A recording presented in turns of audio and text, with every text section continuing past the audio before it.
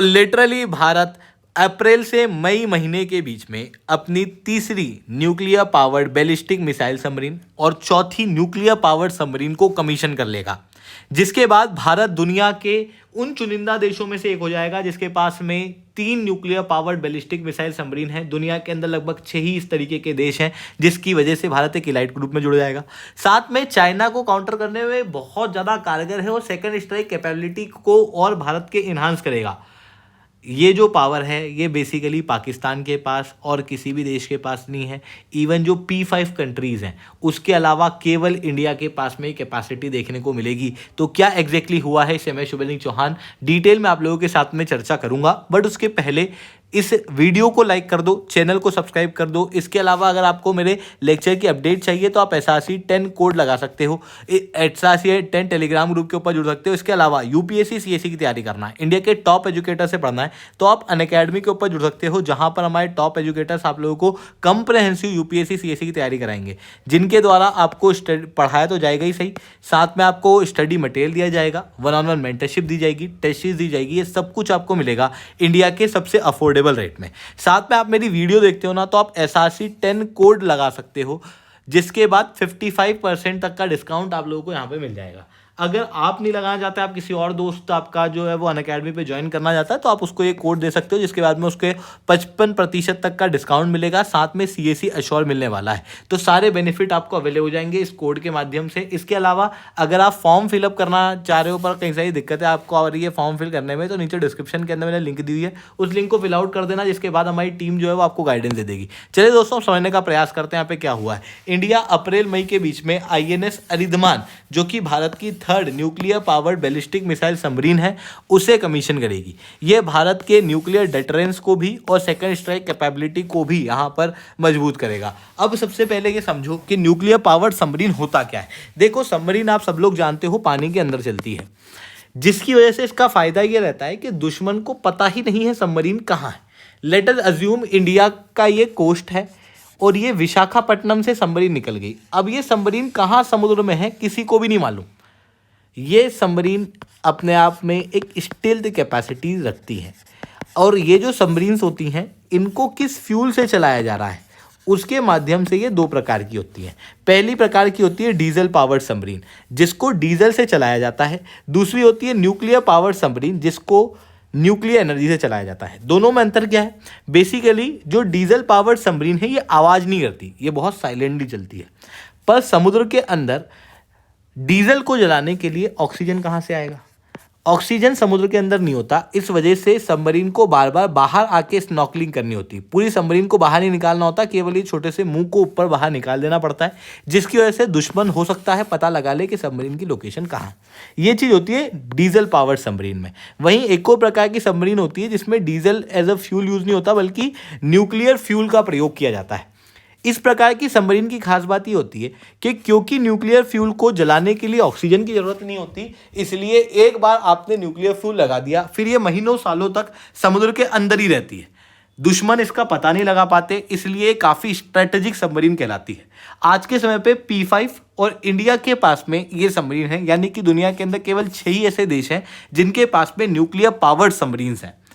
इसके अंदर एक ऑस्ट्रेलिया भी है, जिसको ऑकस के तहत सबमरीन सप्लाई करेंगे UK और US, बट अभी तक वो सबमरीन सप्लाई हुई नहीं है। इस वजह से यहाँ पर भारत की जो कैपेबिलिटी है ये काफ़ी ज़्यादा यूनिक देखने को मिलती है। अब ये जो न्यूक्लियर पावर्ड सबमरीन्स हैं ये भी 2 प्रकार की होती हैं।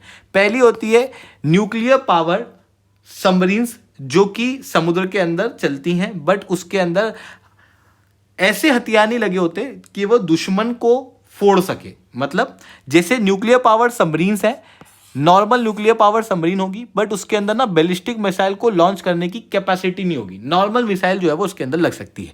जैसे भारत के अंदर आपको कई सारी सबमरीन इस तरीके की देखने को मिलेगी जो हम लोगों ने रशिया से ली हुई है। वहीं दूसरी तरफ एक और प्रकार की सबमरीन होती हैं जो होती है nuclear powered ballistic missile submarine, जिसको SSBN कहा जाता है। SSBN की खास बात क्या है कि ये एक तो अंदर समुद्र के अंदर रहती है क्योंकि इसको न्यूक्लियर फ्यूल से चलाया जाता है, उसके साथ में इसके अंदर बैलिस्टिक मिसाइल को लॉन्च करने की कैपेसिटी होती है। और क्योंकि बैलिस्टिक मिसाइल बहुत दूर तक जाती है, इस वजह से इसकी कैपेसिटी बहुत ज़्यादा मजबूत हो जाती है और ये काफ़ी स्ट्रैटेजिक वेपन के रूप में देखने को मिलती है। भारत के पास में ऑलरेडी अगर मैं nuclear power ballistic missile submarine की बात करूँ तो उसके अंदर आईएनएस अरिहंत है, जिसको हम लोगों ने 2016 में कमीशन किया था। फिर आईएनएस अरिघात है, जिसको 2024 में किया गया था। आईएनएस अरिधमान भी है, जिसको भी 2024 के अंदर इंडिया ने कमीशन किया था, जो कि स्ट्रेटेजिक फोर्सेस कमांड के अंदर में आती है।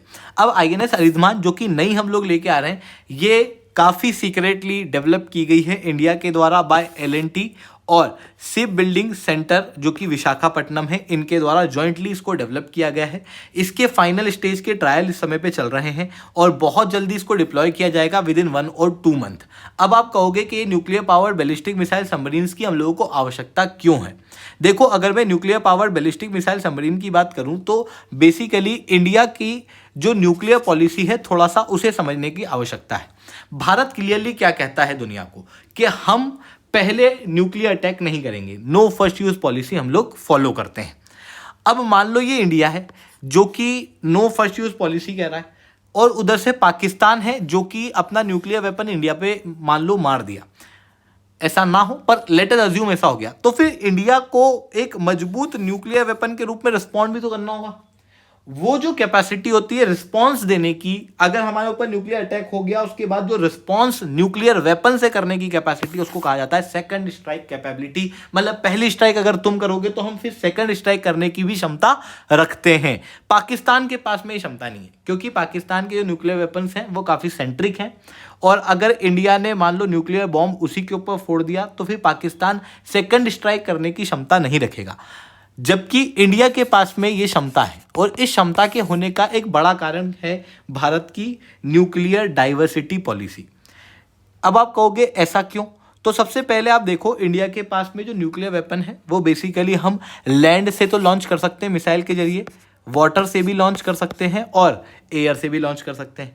पर जब मैं वाटर की बात करता हूं तो वाटर के अंदर हमारे पास में सबमरीन्स हैं, जिनके अंदर हम अब इन मिसाइल्स को डिप्लॉय कर रहे हैं, जो कि न्यूक्लियर कैपेबल्स हैं। अब अगर मान लो इंडिया के ऊपर कहीं अटैक होता है, मान लो उसकी वजह से ज़मीन और हवा के जितने भी हमारे मान लो फाइटर जेट्स वगैरह हैं वो भी तबाह हो जाते हैं, पर समुद्र के अंदर पड़ी कोई मिसाइल होगी या सबमरीन्स होंगी जो कहीं समुद्र के अंदर घूम रही होगी, उस समय पे भारत के जो टॉप मोस्ट लीडरशिप है वो ऑर्डर देगी कि अब इस सबमरीन के जरिए न्यूक्लियर अटैक दुश्मन के ऊपर कर दो। तो सबमरीन वो क्षमता रखती है और सबमरीन क्योंकि ज़मीन के ऊपर रहती नहीं है, जनरली मेनलैंड से काफ़ी दूर होती है, इस वजह से ये सेकंड स्ट्राइक कैपेबिलिटी को इन्हांस कर देती है। और भारत के पास में ऑलरेडी K4 SLBN का टेस्ट हम लोग कर रहे हैं, आप क्लियरली यहाँ पर देख सकते हो। और K4 की जो मिसाइल की कैपेसिटी है वो बहुत बेहतरीन है। अभी तक हम लोग के पास में K15 submarine launch ballistic missiles थी, जिसकी रेंज लगभग 750 किलोमीटर की है, जो कि पाकिस्तान को काउंटर करने के लिए बहुत अच्छी है। पर अगर मेरे को चाइना को काउंटर करना है तो ऐसी कंडीशन में आप देख सकते हो चाइना का जो मैप है वो काफ़ी बड़ा है। अब चाइना के केस की अगर मैं बात करूँ ना तो चाइना के पास में S-400 है। चाइना के पास में S-400 है तो वो हो सकता है ज़मीन से हो रहे अटैक को इंटरसेप्ट कर सकता है, हो सकता है अगर हम लोग फाइटर जेट भेजे तो उसको वो इंटरसेप्ट कर ले। बट सबमरीन के आने का पता ही नहीं लगता, तो अचानक से सबमरीन जो है वो समुद्र के अंदर चाइना की कोस्ट के पास में जाएगी और वहाँ से चाइना के ऊपर अटैक कर देगी। बट उसके अंदर भी चाइना के बिल्कुल इंटरनल पार्ट तक अटैक करने की क्षमता होना चाहिए, और वो क्षमता K4 मिसाइल जो है वो इंडिया को सप्लाई करती है। अब ये जो K4 मिसाइल है, ये K4 मिसाइल INS अरिधमान, अरिहंत और अरिघात तीनों के अंदर डिप्लॉय की जा सकती है, जिसकी वजह से भारत की ओवरऑल कैपेसिटी जो है वो काफ़ी बेहतर होने वाली है। अभी तक जो भारत के पास में अरिहंत क्लास सबमरीन थी, they are S4 class submarine. अब आने वाले समय में India S5 class nuclear power ballistic missile submarine बनाएगा।